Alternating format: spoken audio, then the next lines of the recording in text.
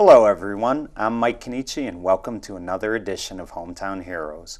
And tonight is part 2 of our celebration of the Derby Red Raiders 1985 Class S champions with 2 of its key players on that team, defensive standout Johnny Bogart and defensive lineman Danny Shea. And gentlemen, it's an honor to have you back on for the second time, and let's not waste any time here. Let's talk about this magical season. Let me ask you both this.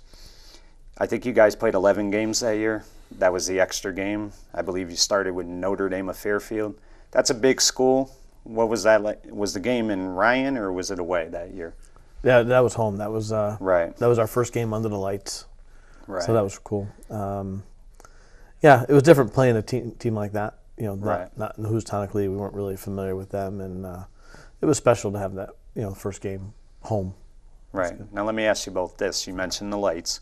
This was something new that had never. Some schools had implemented it. I believe you guys even got your lights from Lyman Hall, if I'm not mistaken.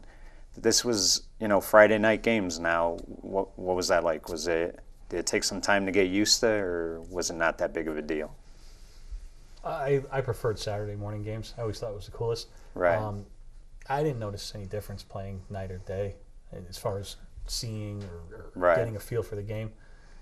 About that team, that was really interesting because I had a feeling we were going to be good, but they didn't get out of their own backfield the first half. I mean, they might have negative yardage, and that's when I was like, holy cow. Right. Yeah, they scored a couple of touchdowns late in the game against our JVs, but they didn't get too many yards that game. That's when I remember leaving that game thinking, wow, we could be really good when we want to be. Right. And, again, this was Charlie DeCenzo's third year. It's his third year with a different quarterback. You had Johnny Dorsch your sophomore year, Brian Oliver your junior year, and now Mark Saros. So, I mean, he was new at quarterback on the varsity level. But you guys, like you said, you had been playing with Mark through Pop Warner. So, I mean, and Mark had been playing JV. So, and, back then, too, Derby did a lot of, ground chuck running. So, I mean, you guys were a running team. But Mark was definitely a big boost at quarterback. I mean, he definitely, was a playmaker. Yeah, when we had to throw the ball, we were able to throw it pretty effectively. I said Mark threw a good ball, and, Tom Abel was Tom Abel. Right. But definitely underutilized. Look what Mark Searles did in the state championship game, and we'll get to that. But, right. That shows that he had it all year long.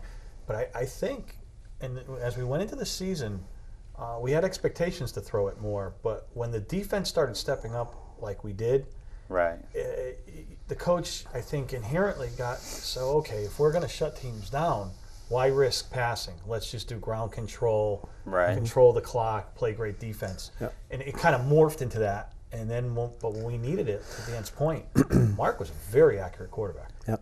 Right. And, the other thing you talked about, running more than passing, you had 2 explosive backs in that backfield. I mean, you had already had Mark Orchano, who was a solid running back, but then junior Jimmy Lewis really emerged that year. I think he had probably over 800 yards. Between the 2 of them, I think they had about 1,700 yards that year.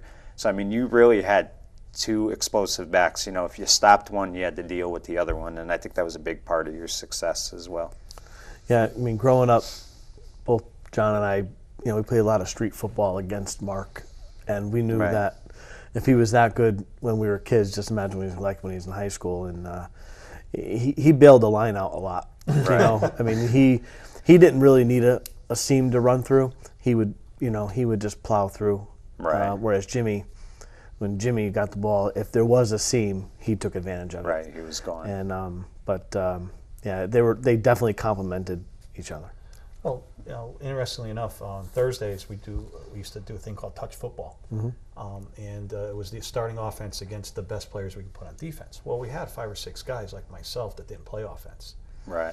Jadek, me, Jeffrey Gavinelli, Bob Sobin, some great players. So I remember when our offense ran the ball, it was the best of both worlds. I mean, Mark had deceiving moves and deceiving speed, and you had to watch out for that. But that was your second problem. Your first problem was not getting freight trained by him. Right. He ran hard. Yeah. It was very hard to bring him down. Yeah. Jimmy had the moves, but believe it or not, I liked when he got it because it didn't hurt as much. Right.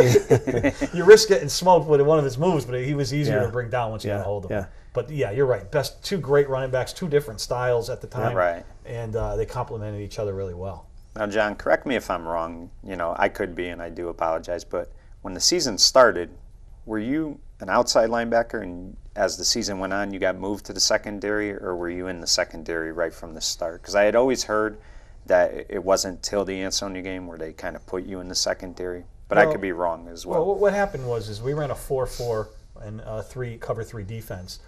We had very talented outside linebackers, so when they went into a spread formation, it had a lot of speed outside linebacker. You just instantly go into a nickel. You just drop off and go into a nickel. So that's why it seemed like I was a defensive back, but I was really an outside linebacker. Right. It was Bob Sobin, John Tilkey, and me. We all rotated in outside linebacker. Right. I think more in the beginning of the season, Bob and I rotated, and then more at the end of the season, John Tilkey and Bob rotated. But three great outside linebackers, I thought, and we all had speed and agility, so we could drop into coverage real quick. So we appeared to be D-backs, but we were, if they went ahead and put 2 backs in the backfield, we were outside linebackers. Right. And what was the thing I was going to say? Basically, how did kicking come about for you? I mean, was it you had mentioned, I think, off air that you still don't know how you became a kicker, but you were the PAT kicker that year. I mean, and ironically, in the Ansonia game, that made the difference. So when did that come about for you? I don't know. If I had to guess, my last year at Pop Warner, I broke my wrist after the second or third game or something like that. I was bored, so I started kicking. I remember I started kicking the ball a lot then, and I don't know, maybe one of the coaches saw me or something, and senior year said, "All right, you're kicking." I remember one time my knee was sore, and I told Coach Alu, "I can't, my knee's killing me." He goes, "You're all we got. Kick it." I don't know what to tell you. You got to kick. Right. And I don't think I was very good at it, but I made a couple of. Now, let me ask you this.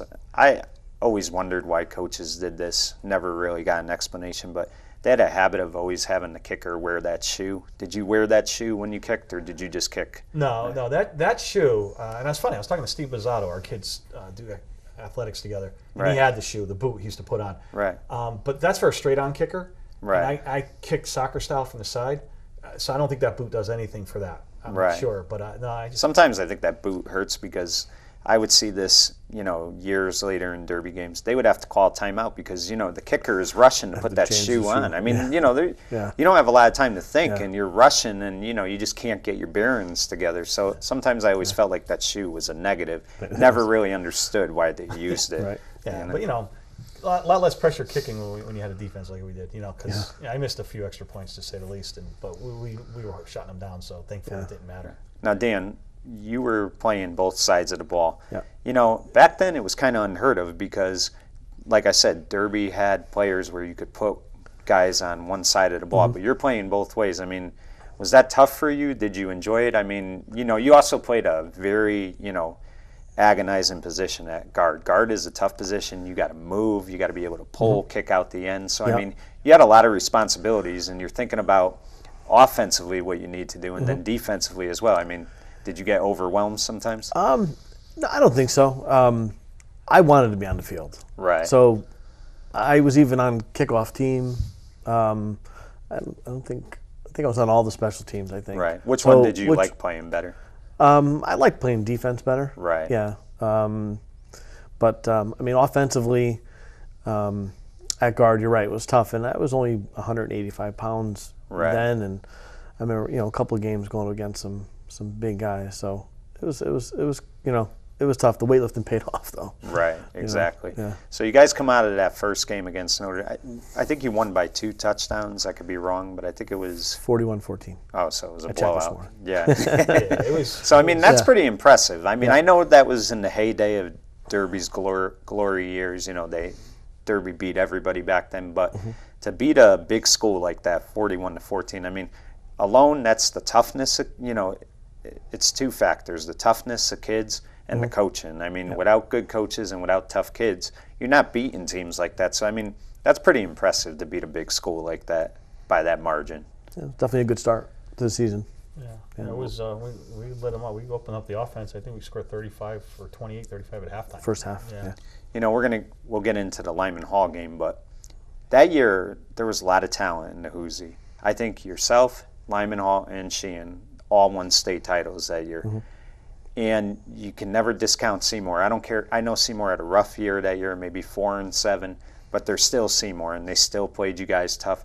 So, I mean, there were no easy.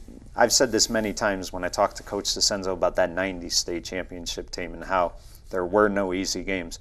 I know you guys blew out a few teams, and you guys, we're going to get into the shutouts that you guys pitched. But the fact that you guys, you know, had to play week in and week out very good football programs, that's not an easy thing to do. It's very hard to be successful when you're playing teams like that week in and week out. Yeah, if you think, I mean, we played a streak of, played Lima Hall, state champs, right. Then North Haven, then Sheehan, state champs, then we played Ansonia, and then we had to play Seymour. Right. So it was you grind, got 4 out of 5 weeks you're playing against 2 state championship teams and 2 hard-hitting Valley teams. And North Haven, I mean, I know Derby had that long winning streak, but North Haven played Derby tough all the time. Yeah. I mean, North Haven was a very good physical football team. I mean, they hit you. That's something they did. And they hated Derby. So, I mean, that wasn't an easy game as well. So, I mean, that's why I think, too, looking ahead to Ansonia was kind of impossible to do because you guys couldn't look ahead because every time you turned around, you're playing a tough physical team, and there's no guarantee that you're going to walk into that locker room with a W. Yeah, I'd say so. I think both Sheehan and North Haven came into Ryan Field, and both were undefeated when they played us. But you know, to the point about playing some talent, I think the hardest offense I had to try to stop was our own, and that was on Thursdays when we went live, and you know that's the preparation. I mean, unfortunately, you risk injury, so you try not to go do that too much. Yeah. But you know, when you're covering Abel and tackling Orch and Lewis and trying to fight off of his and Fossey's block, and you know that's what made Mike Jadek and a bunch of us great because you know we were playing against great athletes, and when we went on the field, it was a little easier sometimes. Like you were saying about playing both ways, we were lucky. We only had 5 of us that played both ways. Right. So you had some juniors that stepped up that year as well. I think didn't Ronnie Benito get in a little bit? Walt DeForest. So I mean, you definitely Pete Sackey I think played a little bit. So I mean, you had guys coming in that contributed. Sure. You know, a couple sophomores as well. Chris King I think did. Jamie Gagnon. We'll talk about him later, but he made a big play in the championship game. So I mean, that's usually when teams win championships like you guys did. Everybody has to contribute, and I think that's, you know, what tells about this team the most is how guys picked each other up. When somebody went down, another guy stepped up. Yeah, I agree. I mean, I think like John was saying earlier, we were very fortunate as good players to play with a bunch of great players. Right. But not one of our players made All-State. Right. So here we are, a defensive which I think sometimes team that was and state champs, and not one of our, you know, there's plenty of them that could have. Fossey, Jadek, should have been All-State, in my opinion. Right. But, you know, so like I said, for us, it was, you know, going against the starters most of the time because we're not going both ways, it paid off. Right. Yeah, the toughest offense we had to stop was absolutely. Right. Yeah. So now I think it's week 4.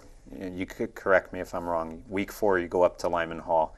The conditions were terrible that day. I remember being at the game. I remember hating my father that day for making me go to that game. He took you to that game? Oh, he was a big Derby fan. He went to every game. I played and I didn't want to be there. It was pouring. You know, I was so miserable. Like I told you, 3rd grader. I didn't want to be there. But that was a tough day for Derby. You guys lost. Now, Lyman Hall won the Hoosier that year, if I'm not mistaken. They won the state title, so they were a very good team.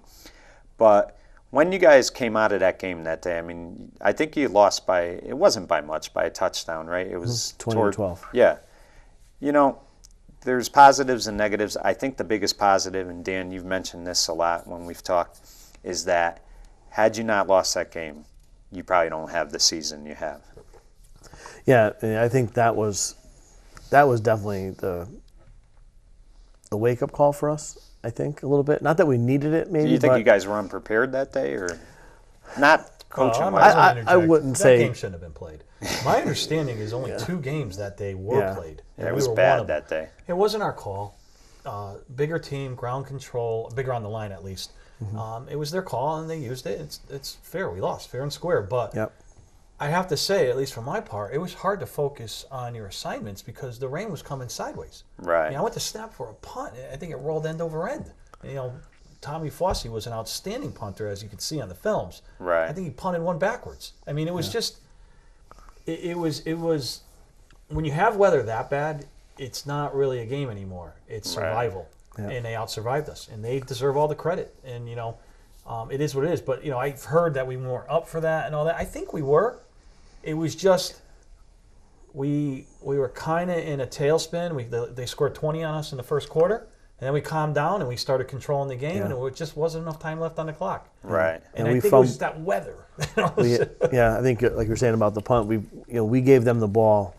They scored on a long run, maybe a 40-yard run. Right. Then we had a punt blocked, so we gave them the ball on the 16-yard line. No, we fumbled on the 16-yard line. Right. And then we had a block punt, so they got the ball at the 12. So we gave them short field twice. At 20 points, we just gave them right away. Conditions, whatever, we can't make any excuse. Like I would tell my Pop Warner kids, there's no excuse. They had to play in that weather too. That's right. So, but we took it hard. I mean, what was the bus ride like home? I mean, it had to be rough, huh? It's bad enough when you lose, but to lose and have to have a 45-minute drive. To my son all the time, and I'd say it that would have been the most fun ride home ever because we were covered in mud, Right. And by the time we got home, it had dried on us. So we got up, and it was just, we were like mummies. It was, the mud was just popping off us. So that would have been a lot of fun had we had won, but no one spoke that ride from Lima Hall all the way home. No one spoke. It was tough. We took it very hard. Well, ironically, I think one of the positives you could take out of it is I realized, I think probably then that we were good. Because if you go with a team where nobody's expecting anything, and you go against a team like Lyman Hall on the road and lose, maybe at the beginning of the year it would have been more expected, but we had gotten on so much of a roll that it was very disappointing, and we came back through the leadership of Coach Asenzo. We came back on Monday, and we were a different team. Right. So the one positive I took out of that is sometimes you need to get smacked around a little bit to realize how serious you got to get. Keep in mind, too, that you talk about that season, so many things happened, and one of them was, I believe it was Hurricane Glory that year, and you guys could not play Amity till a Monday. Yeah, right. So, I mean, you guys, that year, it was just a weird season. Yeah, I mean, you're basically waiting 11 days to play a football game. I mean, so many elements went into this state title that people don't even realize, and we're going to get into more of them, but I mean, it was just a weird year that year, especially weather-wise. Yeah. Yeah, it was. Right. So now, fast forward a little bit.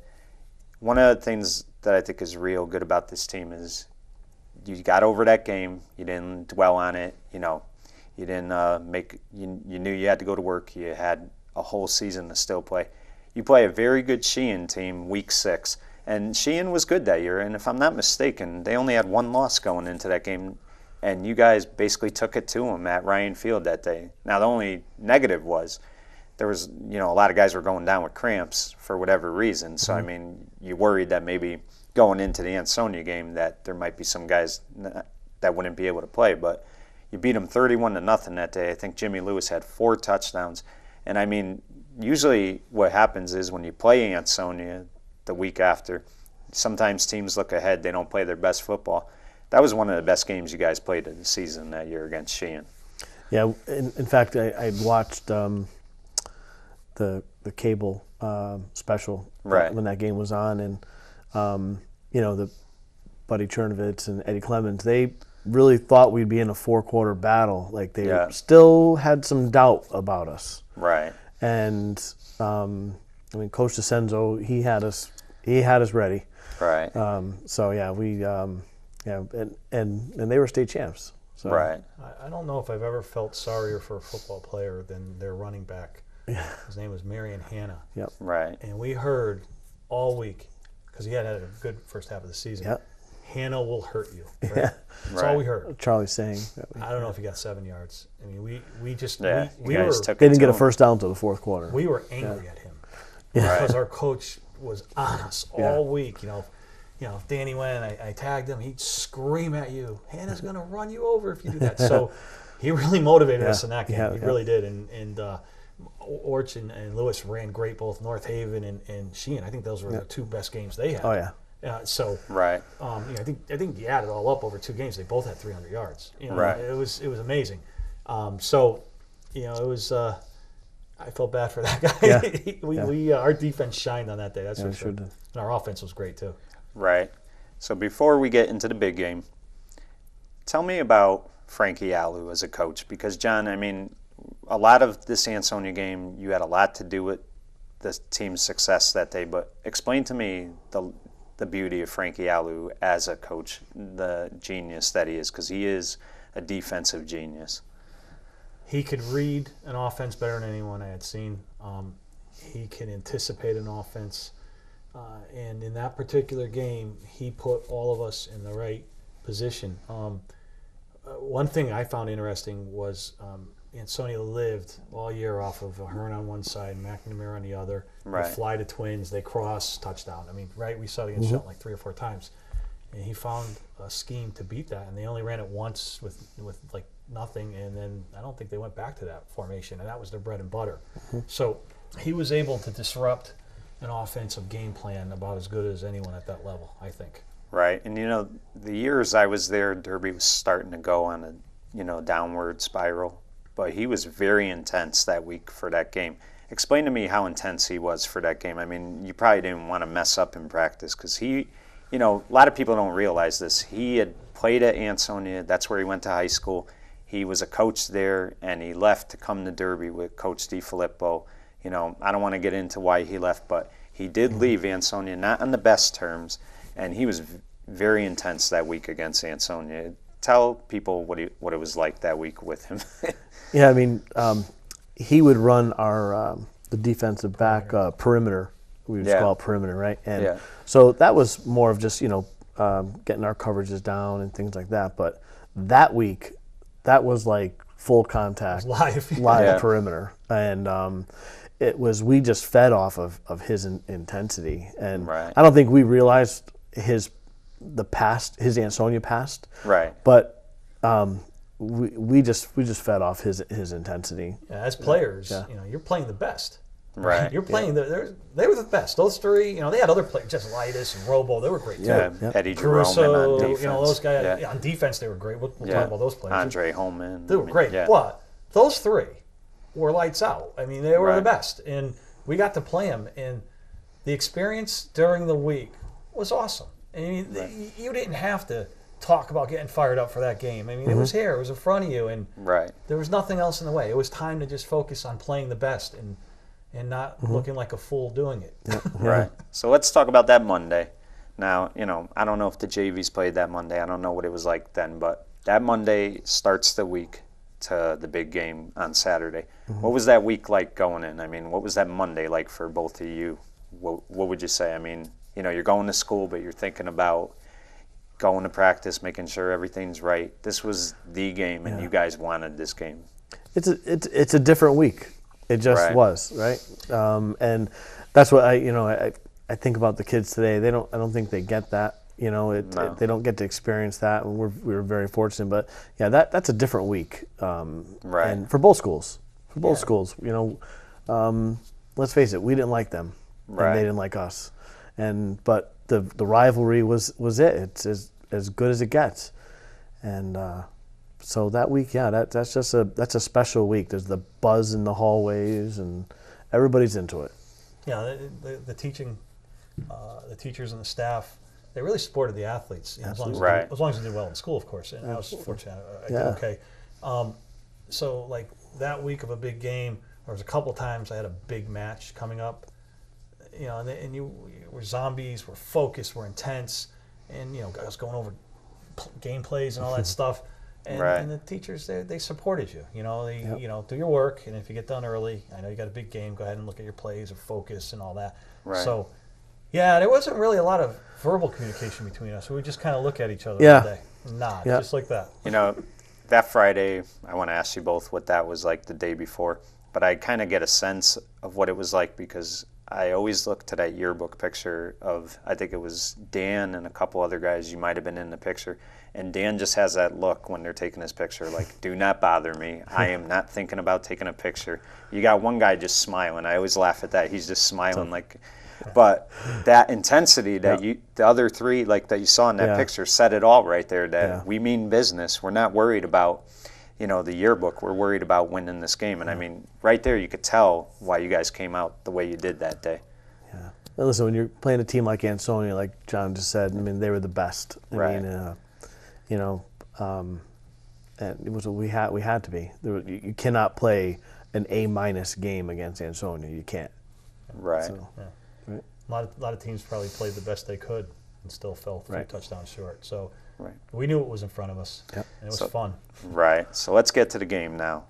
You're playing them at Nolan Field. That's a tough chore in itself to try to win on that field.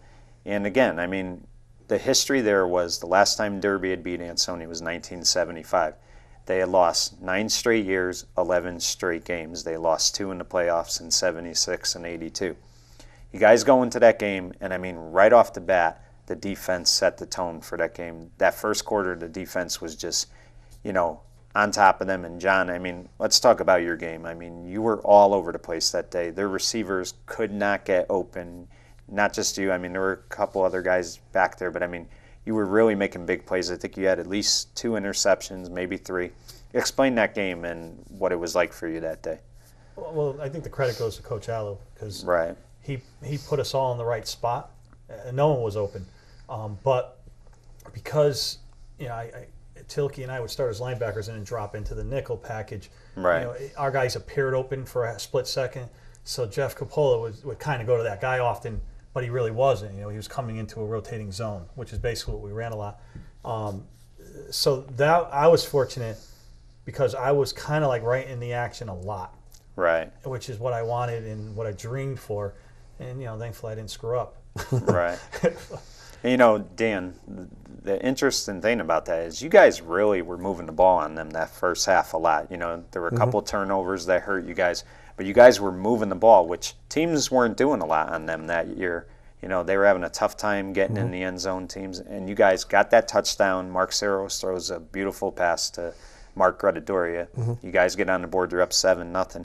But between the defense just all over Coppola that day and the offense moving the ball, I mean, Lewis and Orgiano, they had good games running the ball. The line blocked great.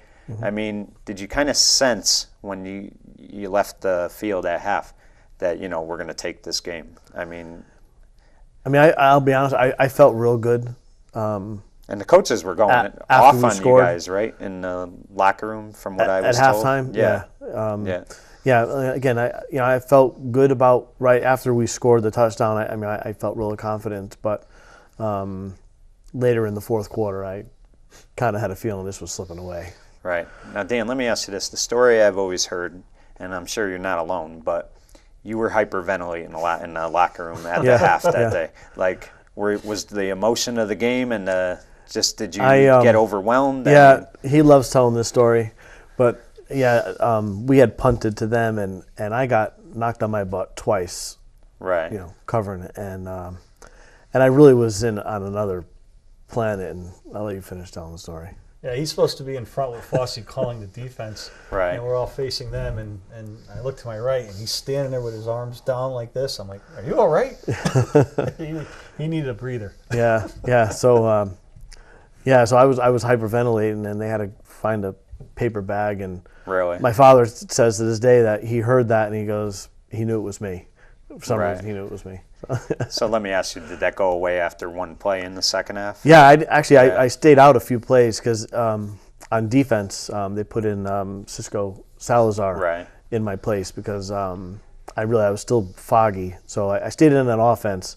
I think I was out 2 series, and then I came back in. But the pride part of me wanted to stay in there, but I was like, as a coach, I don't want to hurt the team because I wasn't quite right yet, Yeah, and to your first question about the feeling we had, personally, I didn't even really look at the scoreboard. Every single play was a track meet. I was shot after that game. Running with those guys all game long.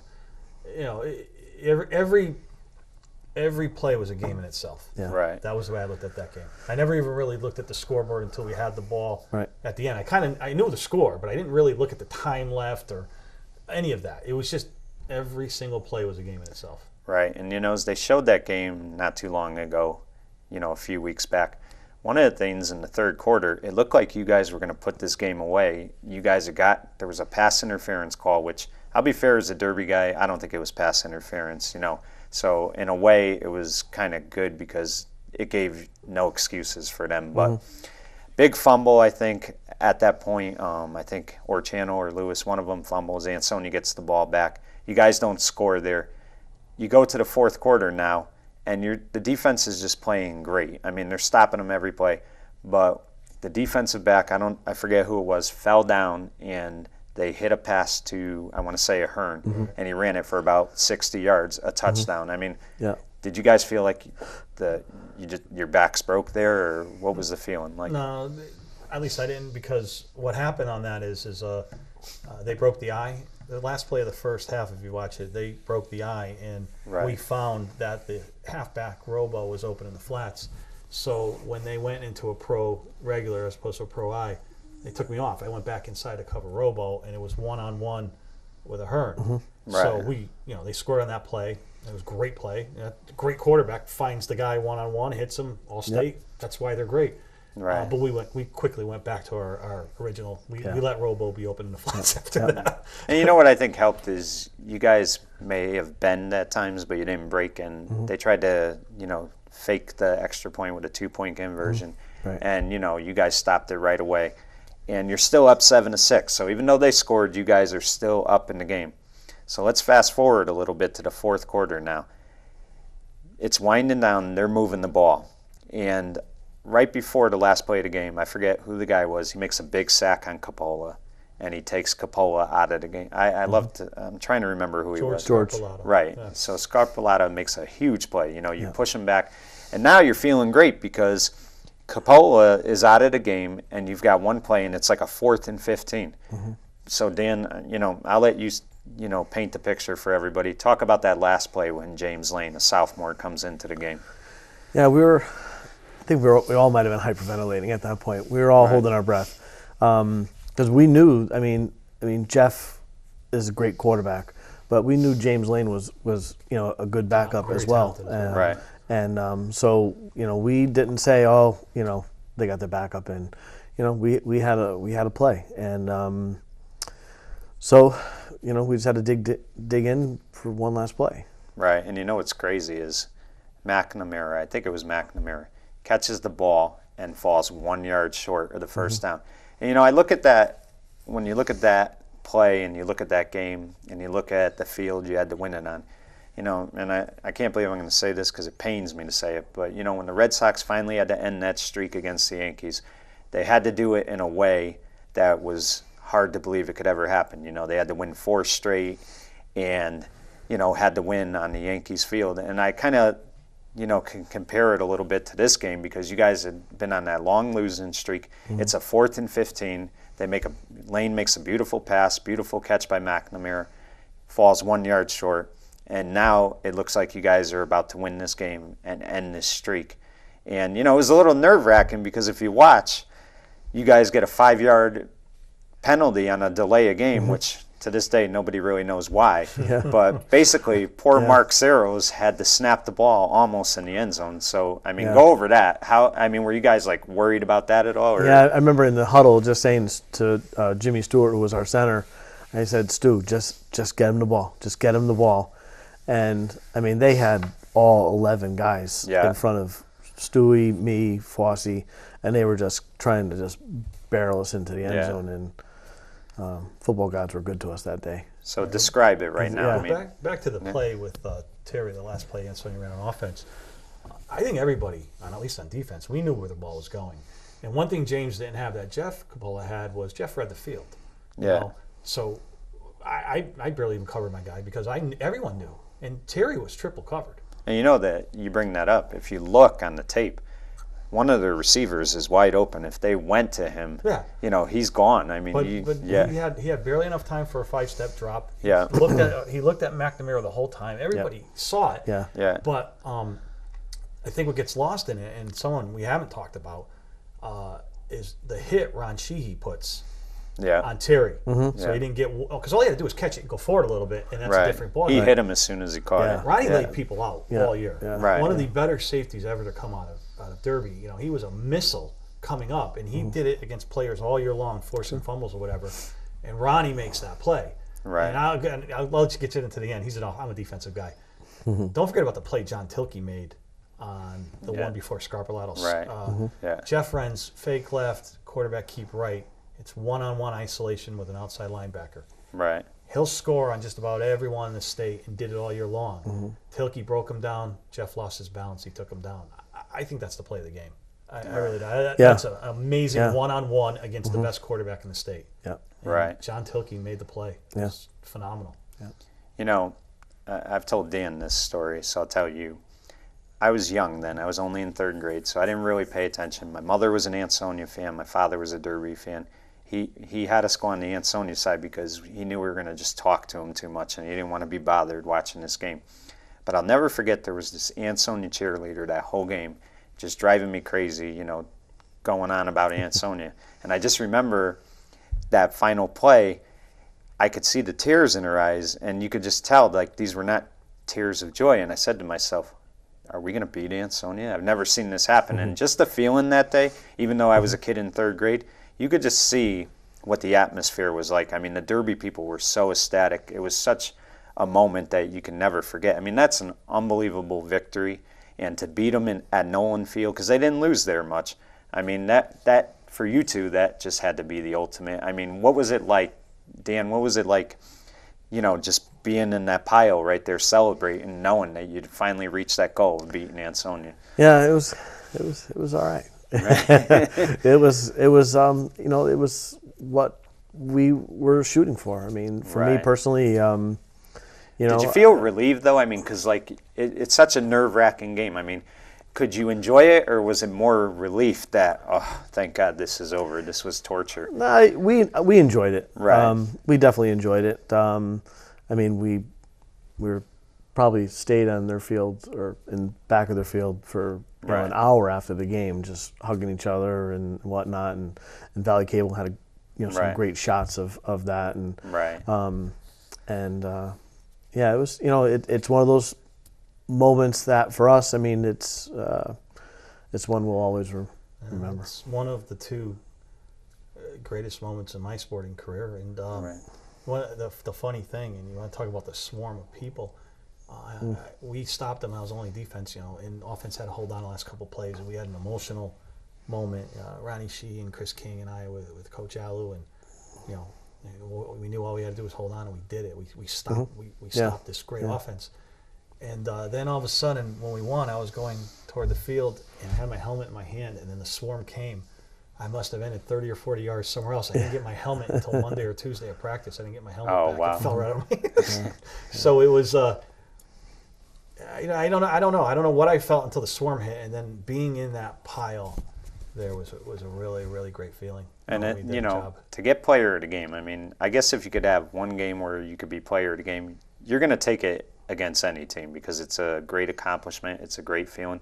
But to do it against Ansonia, I mean, what did you feel like that day, knowing you got player of the game? I was ecstatic. You know, I always said I wanted to make a difference on this team because all my teammates were just so damn good. I mean, Fossey and Jadek were unblockable that day. Right. And I just wanted to make a difference, and luck was in my favor with the ball ended up always going toward me. And that is a little bit lucky because Jeff's the one Jeff Capola is controlling that. And then I was trained well, and I made some plays, and I was thrilled. It was quite an honor. You know, Healy Ford was a big company back then. You know, you're the Healy Ford Player of the Week, and it picks you up on the wall. That was pretty cool. Yeah, you know, and I found I got a real healthy respect for Ansonia. Right. You know, people used to make fun of the NVL, Nonviolent League, but boy, they hit us that day. Right. And if anything, that game, I took out of it was just total respect for them. I mean, because they were great. And I'm glad you said that, because that's something I wanted to elaborate on.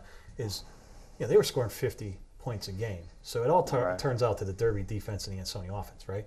But we were scoring 30 a game too, right? And they shut us down pretty good as well. They bent, but Jerome and Strang made one-on-one tackles with Orch. Yeah, several of them. They made a lot of game-saving tackles. They played and they hit hard. And Coppola was right up there with any quarterback. Absolutely. I mean, he was excellent. Absolutely. Yeah. So I think we've said his name more than anybody's today, haven't we? No, he was great. He was great. A ton of respect for him. He was great. But I think what gets lost is how well the Ansonia defense played. Yeah. Right. And Crusoe was a beast, and Jay Jesse Strang. Elias and Emil Brecklin, those guys, Eddie Henry, they were great. Yeah. Right. Okay. So, you guys win that game. So we'll fast forward a little bit. You lose a heartbreaker to Shelton. It was a 10-7 overtime loss. Coach DeCenzo, when I had him on, he said he kind of took the blame for that loss, because he said he kind of did some things he probably shouldn't have done. But you guys lose that game. Did you feel like your season was over? Did you think you still had a shot at the playoffs? I mean, what was that like going into that locker room? Yeah, that was brutal. That was tough. I mean, that was on a Saturday. Yeah. I mean, Shelton was tough. I mean, again, the Valley team. Right. They only had 4 first downs the whole game. Right.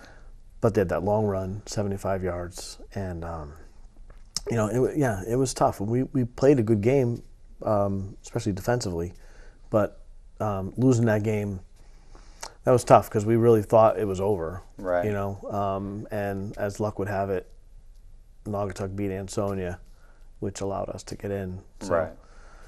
Right. Yeah, it was. If we had to go do it all over again, we probably would have spread the field a little more on offense. But it is what it is. I mean, our coach told us you got to win in all circumstances, and we didn't. Yeah. Defense rolling into that game. We pitched I don't know, how many quarters in a row did we shut people out? People haven't scored on us in like 4 games. Yeah, we had gone 29 quarters. We had given up 1 touchdown, and that was to Ansonia. Yeah. Right. Yeah, so we were going in, and I remember the play specifically. Mike Bucci was a great running back. Yeah. Good guy too, and they would run a draw back and trap block, and it was a comedy. We didn't. Me and Abel ran at each other. Fossey and Benito ran at each other, and play goes. You know what I remember too about that game, and again, I was young, but after the game, my father and Nick Rizzio, who coached Pop Warner and his son played it a little on that team, is they're talking about the loss and how devastating it is. And I remember, a guy that you guys are good friends with, Mike Regan, he was in the end zone, and Mr. Rizzio was commenting on how Mike called the play that Shelton ran. He knew it was going to happen. He could read the way the defense was. So it was pretty impressive that a young 16-year-old, 17-year-old kid like Mike, had that knowledge of the game. I mean, he was definitely a big Derby fan and supporter for you guys. Mike was the best of us all, potentially. He was in Pop Warner. He was super fast, big, strong, talented athlete. Yeah. Right. Been friends with Mike since we were little. Just saw him yesterday, and it was great to have him there. I saw him often during games and give him a wave, and all that. And man, that guy knows football. He knows sports inside and out too. So I wouldn't be surprised. Big Derby supporter. Yeah, absolutely. I wouldn't be surprised if he knew that play, because he was an amazing. That just that always fascinated me, how like a young high school kid called that play. Sure. Now, you find out you're going to the playoffs after being devastated, and I've always heard too, Charlie was so devastated that he almost didn't know if you guys should go play the game or not. But you guys decide to play the game, and a very rough night the day before that game. There was the tragedy that happened at the River Restaurant, and it was just an eerie feeling the next day for the town of Derby to see that happen. That was a very popular restaurant. There was loss of life. I believe Pop Shortle lost his wife and daughter in that. So, I mean, it was a tough time for Derby, and I think that state championship game for at least 3 hours that afternoon gave some people in Derby a little boost. Would you guys agree? Yeah, I mean, I remember the bus ride down there in the morning, and we went over the Route 8 bridge, and you can see everything was still smoldering and stuff like that, and we all had, our hearts in our throats at that point. I mean, it was really, it was really tough. And I believe one of the relatives talked to you guys that day in the locker room before the game, correct? Yeah, Mr. Ippolito. Right. Yeah. So I mean, that's a time. That's one of the benefits of growing up in a town like Derby is they can look to 11 kids on a football field for a little relief, Right. Yeah, and we're very fortunate, very fortunate. It was an honor to play that game, and for the town, Right. that was a tough day. He said, we're a great community here in Derby. I want you guys to go out there and play hard and bring one home for the community. Yep. And give us something positive. And right. We played a pretty good game, so we were fortunate there too. Yep. Right. So you guys, and I forget who's told me the story. It might have been Charlie. I can't remember, but somebody had taken, I think, the all-state picture. It might have been you, Dan, and you saw the size of Immaculate, and you said to yourself, wow, this is who I'm playing on Saturday. And right off the bat, you guys just came out there. I mean, you talk about Mark Saros. He had the game of his life that day. I mean, he was unbelievable. I think he had 3 touchdown passes. He just was hitting receivers left and right. Tommy Abel had a big game. Sophomore Jamie Gagnon, Abel went out for a play. Gagnon comes in, scores a touchdown. You guys, left no doubt. I mean, I think it was 25-6, the final score. What was that like to win a state title? It was fabulous. They were big. And I watched them get off the bus, and they even looked bigger because they were in white. They looked huge. Yeah. Right. And they ran a read option off the Delaware wing tee, and they ran a read option, which was they really annihilated people. But we had some really good defensive guys, and when we shut them down, they were confused. You could see it in their faces. They didn't. They probably looked at us being a little smaller than them, saying, we're gonna run right down their throat, and they didn't. And it was. It took them out of their game plan too a little bit. We got up early on them, right. So their game was running. So it took them out of their game plan a bit. But you never felt in that game that they were any threat. Like, I mean, it never. You guys went up early, and it never felt like they were going to make a run. I mean, it just felt like that defense was just too good. That defense, would they have like 7 shutouts that year you guys had? Yeah. Mm-hmm. There was just no way. If you fell behind Derby back then, you weren't coming back. Yeah. That's the one thing I remember about them just being so big. Right. And it was a muddy day too. Remember it snowed that week, and it was muddy, and it was really hard to get your footing and to block these people. I mean, like you said, at the Class S All-State team, we're standing there, and these guys from Immaculate come in with their jerseys on, and we were like, oh my God, these guys are huge. Right. And I remember Mike Jaddock saying to me, Dan, they don't even have their pads on yet. So it was they were some big people, and but Mark had a great game. Tom Abel had a great game. Everybody did. It was great. We wanted them to pass more. We wanted all the teams to right. pass. We had 31 interceptions. Right. We loved them. I mean, Sick, Jaddock, and Fossey, and Scarpolato loose on people, and we would just sit back and pick them off and go. And it was great. We really wanted it, but they stuck to the run, and they just couldn't get back into the game. Yeah. And we had them put away about a half, I think. Right. So there's about 4 minutes left in the game. I'm sure you guys felt the game was over, maybe 10 minutes to go, but this game is over. He's starting to put some subs into the game. What are you feeling like on the sidelines knowing that you're going to be a state champion? Because you had that moment against Ansonia, and it's hard to duplicate that. You can't compare, but you're going to win a state title. I mean, that's something that doesn't happen a lot, and for that to happen, that had to be exciting. Yeah, I mean, the Ansonia game came down to the last second. We had to make sure we snapped that ball and then take a knee in the end zone for a safety. But with the Immaculate game, you're right. We kind of, even going into the fourth quarter, we were pretty confident that we were going to win the game. Right. So the suspense wasn't quite there, but it was just a great feeling. We were all just hugging each other and crying, and it was a great day. It was a great day for us, and it was a great day for the town. Right. Yeah, it's a pretty cool feeling. We had some great teams in our league and in our area, and to win the state championship was amazing. It all fell together well, and we played very well when we needed to. Certainly that last day we played well. Yeah. Right, and seeing you guys with Charlie in the post game, interview, and you guys are like little kids, all excited, because that's what it felt like. You guys seemed like you were 10-year-old kids, so excited that you had won this state title. John, I'll start with you. you're married, you have kids, so this was 30 some odd years ago. But where do you rank that as far as in your life, that accomplishment? Well, athletically, it's either one or two. Right. Winning the state championship in wrestling was an amazing feeling as well. But right up there with the day I got married and had my kids. Right. These come right after. They form you as an individual. You have some huge challenges put in front of you, and you prepare hard and you work hard and you have success. It becomes contagious, and you're able to carry that on to other areas of your life.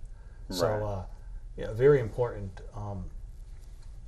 to have that success and work so hard against such great opposition. I think it molded me pretty well as a person. Right. Dan, what would you say?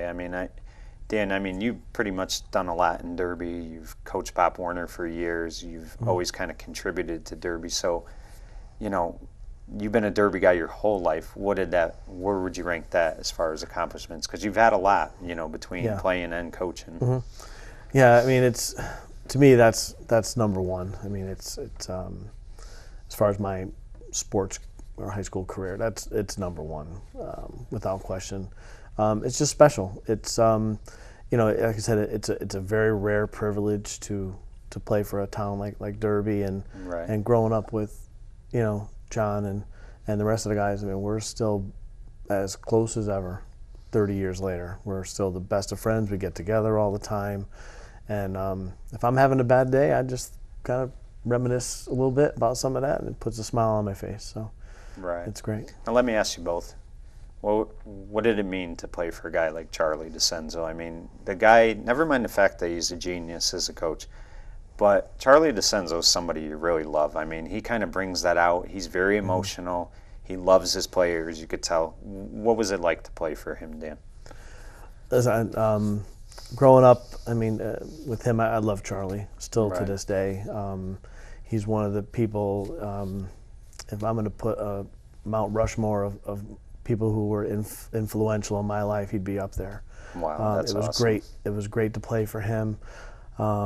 He was supportive of us. He loved us. He loved us as players, and even afterwards, he loved his players, just like Coach Lou right. did. He took that from him, I guess, and it was just great to play for him.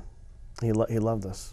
Right. I'm going to echo Danny's thoughts, but I want to add one person too, and the whole coaching staff was great. Yep. But I think you got to add Coach Allo as well. Right. He was hard on me. He was real hard on me earlier right. in my career, and there were times I didn't understand it, but I understood it at the end. Right. So I feel another guy who loved his players too. Yeah. I feel as strongly about Coach DeCenzo, but I think Coach Allo was my guy that he really toughened me up and made me to be a pretty good football player at the end of the day. Yeah. Right. Folks, the 1990 Derby team was unbelievable. An undefeated season, 11-0, number one in the state. But sometimes what gets unnoticed is this 1985 team, because they started it. Derby had never had a state title, and they needed to get over that hump. And that game against Ansonia set the stage for everything, because those young men, those 11 boys on that field, probably 45 on the team, they were underdogs that day. They were playing the number one team in the state. They were playing against a premier quarterback, premier running back, you name it, they had it all. Yet those boys went out there that day, and they just played with Derby pride, hit with their heart, and left no doubt in that game, and pulled off a 7-6 upset win. And it set the stage for that unbelievable state championship against Immaculate. It should never go unnoticed how great this 1985 team was. And we're going to finish this off and hear from Dan and John one more time. And I want to thank you both for being on today. I really do appreciate it. It was a lot of fun. And again, congratulations. It's been 30 years, but nobody will ever forget that. And I thank you both today. I just want to say thank you for even having us on. To be on a show like this and follow people like Coach DeCenzo, Coach Sponheimer, the Hunt family, I'm more than humbled by this. And to be singled out with John, to be representing our 85 team is an incredible honor. There's a lot of us who could have been here today. And we share that with them, it's honestly, it's an incredible honor to be here today. Oh, I appreciate that. Thank you, Mike. Thank you as well. It's been great reminiscing. I think I've said this to the guys. We get together all the time, and I say anyone who finds something we did 31 years ago relevant, they're all right by me. You know? So thank you for having us. But you hit the nail right on the head. You know, you can't talk about our team without mentioning, you know, all the great players we had. You know, Fossey, Abel, Jadek, Kapritsky. Tony Kapritsky was a great player. Scarpolato, Shea, Michael Lanowski. And I think we're representing all of them. You said it very eloquently. You could have picked any of them, and we're honored to be here. But I want to be clear that we're speaking on behalf of our whole team because they're just a great bunch of individuals. I see most of them very often, and when we get together, it's like it's 1985 all over again. We laugh and have a great time. So I'm honored to have played with these guys. Well, I definitely do appreciate it. For Hometown Heroes, I'm Mike Kenichi saying good night, everyone.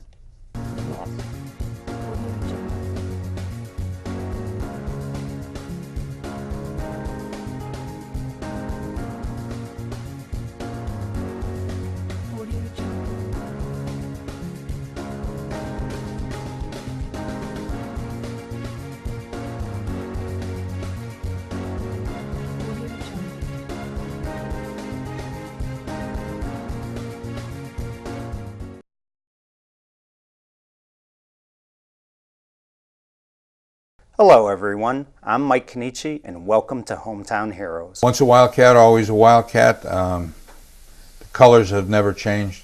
They're blue and gold. Blue, gold. And when a young man puts that on, he should know that Paul Sponheimer is with him. I went downstairs in the elevator, and I went under the catacombs of the stadium, and I went for the Yankee dugout. And as I was ready to ascend up onto the field, Mickey was coming off, and I introduced myself to him. And I said, "Do you have a few minutes for interview?" He said, "Yeah, let's go into the press dining room." He checked his watch, and we sat there for 10 minutes, interviewed Mickey Mantle, and one of the highlights of my life. And it's funny because it was actually halftime, and we were getting the ball, and I was telling the return team in the locker room that I'm feeling good about this second half kickoff here. Let's stay on our blocks. And it just so happened that I was able to get an opening and to break one. And I can remember Frank Pacheco coming up to me afterwards saying, "How did you know?" And you know, you can just feel those moments sometimes because you're prepared.